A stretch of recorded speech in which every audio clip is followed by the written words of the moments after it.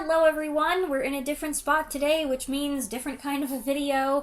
I don't have a review for you this week because the movie that I was thinking I might review, it turned out to be pretty straightforward and I didn't have a whole lot to say about it, not enough for an entire review. So I'll just do a mini review of that in my What Else I Saw video at the beginning of next month, and that will be fine. Except that leaves me with nothing to review for this weekend. So instead, I thought this might be a good opportunity to talk about some other things.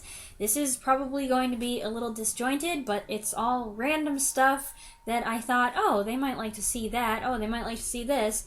And this seems like as good a time as any. First, I do have some random statistics and observations from 2019 that I thought I'd share with you almost a full month into 2020.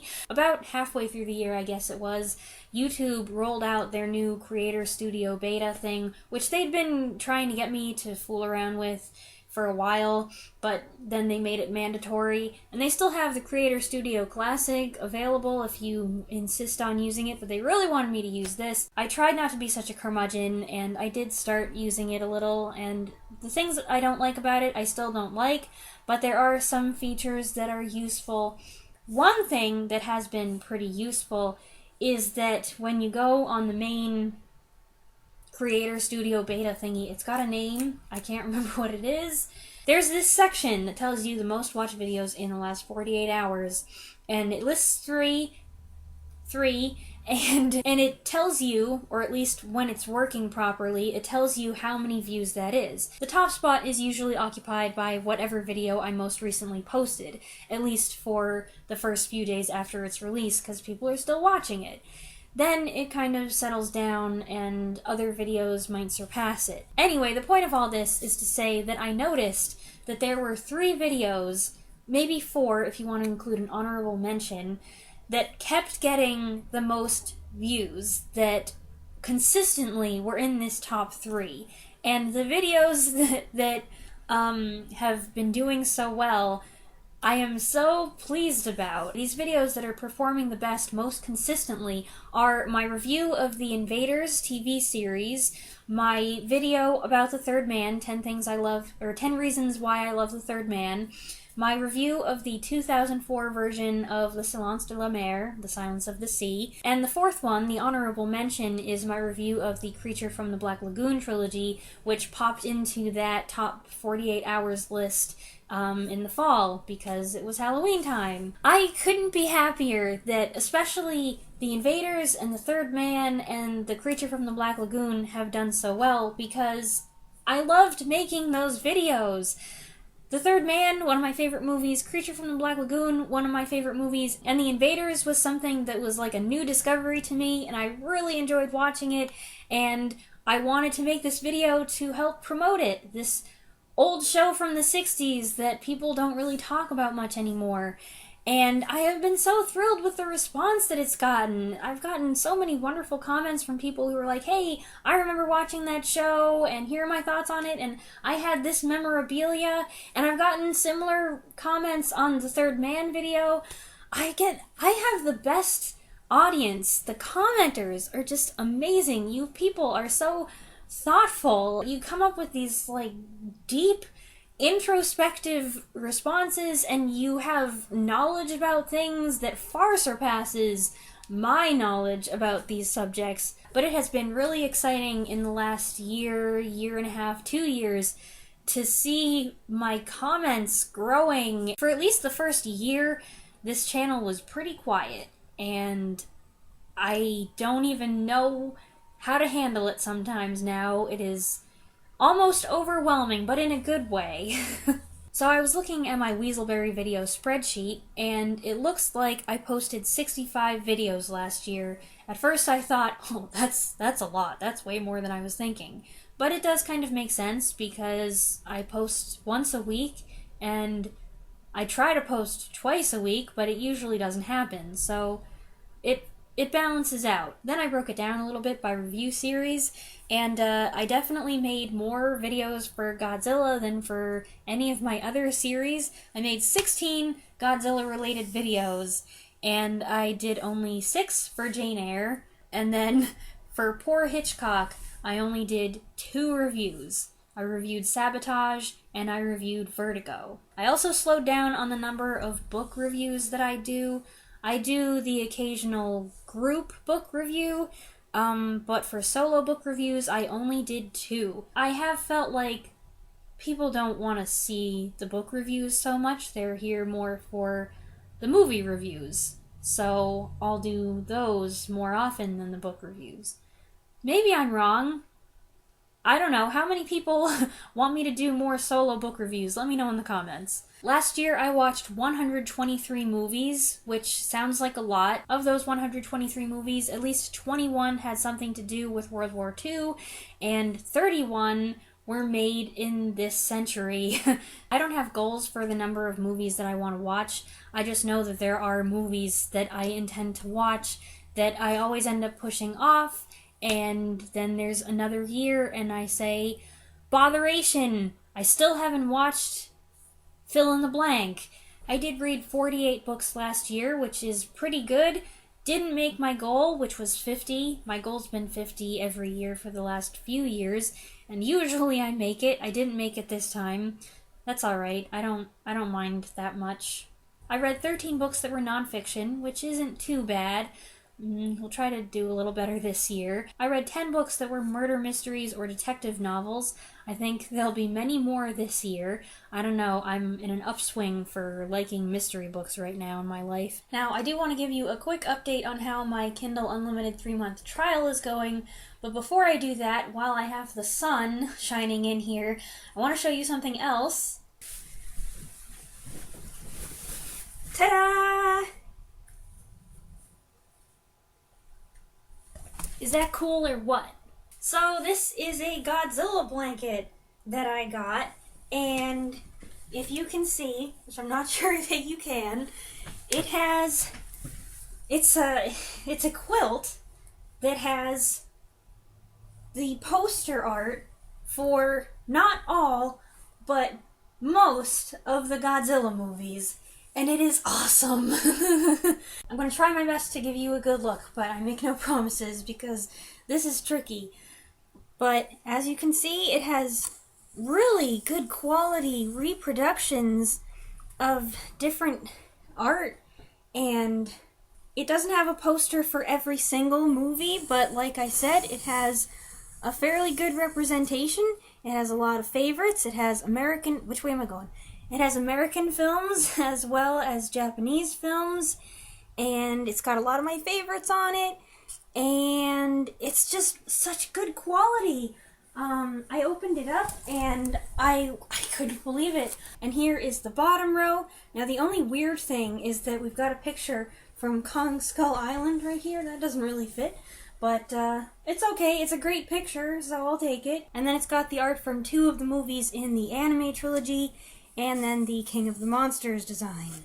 So, isn't that awesome? I love it. It feels really nice, and it's just, the colors are so fantastic. And like, I don't know what I'm gonna do with it, because, well, I don't want to use it, I don't want to get it dirty, and I don't want anything to happen to it. So, the hoarder in me says, oh, just put it away for safekeeping and don't let anything happen to it. But I want to see it, and I wanted you to be able to see it because I knew that you'd appreciate it. So there is this awesome blanket. Here's what it looks like if you throw it on a bed. I probably wouldn't use it this way because it's a collectible. But that's not the only Godzilla-related item that I have acquired. I also got these CDs, which I was really excited about. I know I'm probably the only person on the planet that wanted CDs for Christmas, but whatever. The first one is The Best of Godzilla, 1984 to 1995.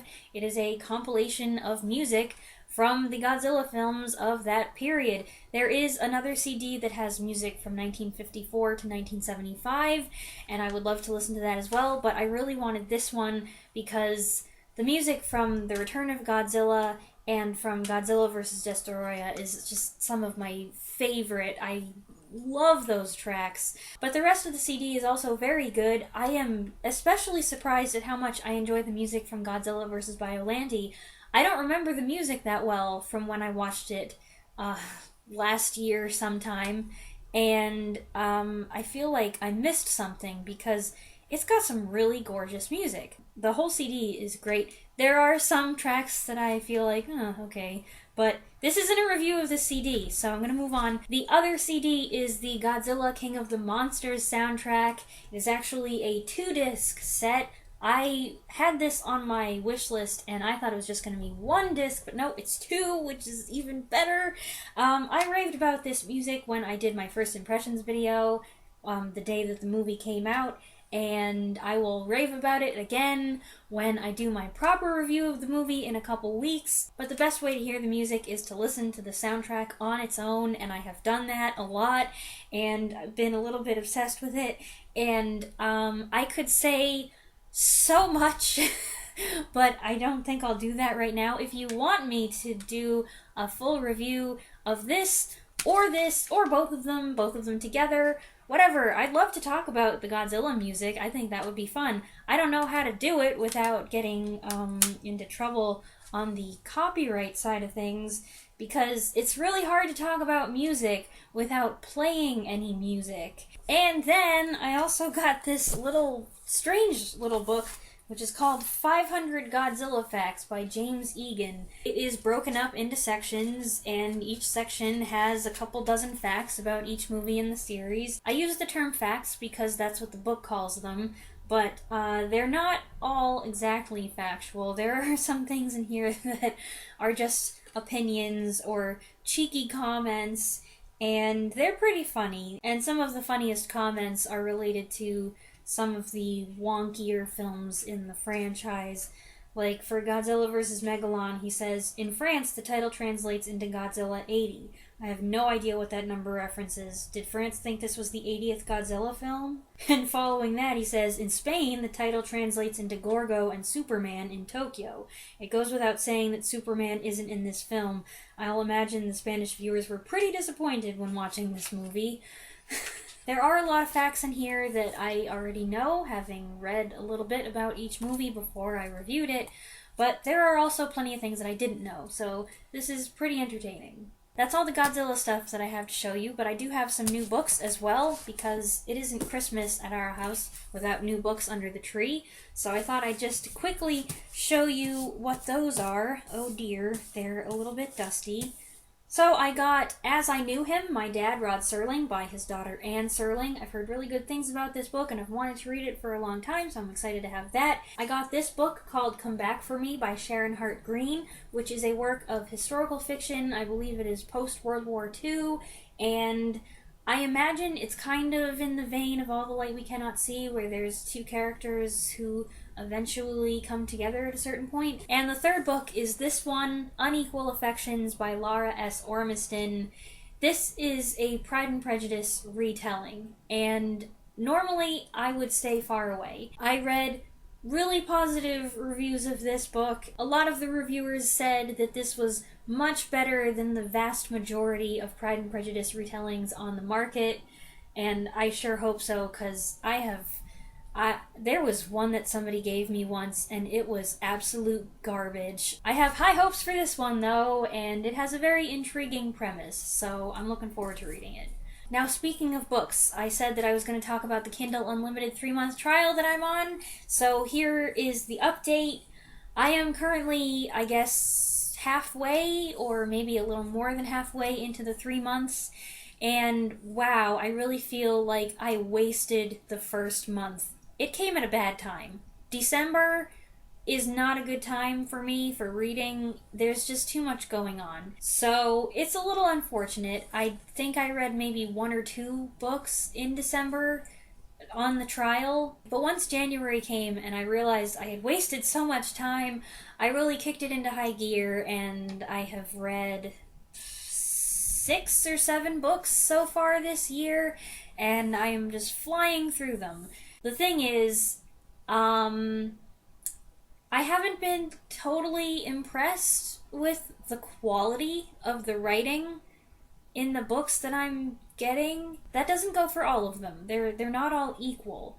And there are some classics on Kindle Unlimited, but those are books that I either own already or I know that I can get from the library. I am only using Kindle Unlimited to read books that I can't get anywhere else. I don't know if these are books that people self-published and Amazon made a deal with them. Hey, we'll promote it through the unlimited service and we'll pay you for how many pages people read or something.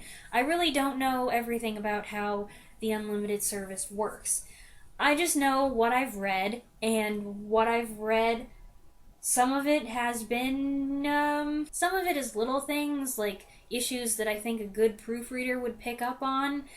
Other stuff, it's just, it's the writing, it's the plot development, or the characters is just poor. That's the Kindle Unlimited update. I am enjoying having it. I just feel like, there's a lot of stuff on here that I wouldn't have picked, that I wouldn't have wasted my time on otherwise. But I am finding some good stuff. So there's that. I will keep you posted. And the last thing that I wanted to share with you is that I've got some new owls. So my owl collection video is already out of date. I've got this new mug with this cute little guy on it. It's got a really pretty greenish blue inside. It looks more blue on the camera, but it's greener in person. It's one of those colors. It's plain on the back. I don't know if this is supposed to be watercolor. It's kind of got a paint spattered look to it, but that's nice. Another mug. I have so many mugs, and yet I don't drink coffee. I rarely drink tea. Hardly ever drink hot chocolate. I like it, but, well, I've got these guys, you might have noticed sitting on the shelf in the background of my last couple videos. These are squishies, and they're squishy. I don't squeeze them too often, though, because, especially this one, I'm afraid the paint might come off. It's already coming off a little bit on certain parts of it, but they're very colorful and chipper, and I like having them. They do look a little psychedelic, though. I did get some new owl socks, which are really cute, but I wore them recently, and they're in the laundry, so I can't show them to you. And I also got these owl bracelets. I don't know how well you can see them. This one's a deeper purple, and this one's kind of periwinkle. And they have this little owl bead on there as well. So those are cool. I think that's everything I wanted to share with you. I hope you've enjoyed this random little show and tell, disjointed as it may have been.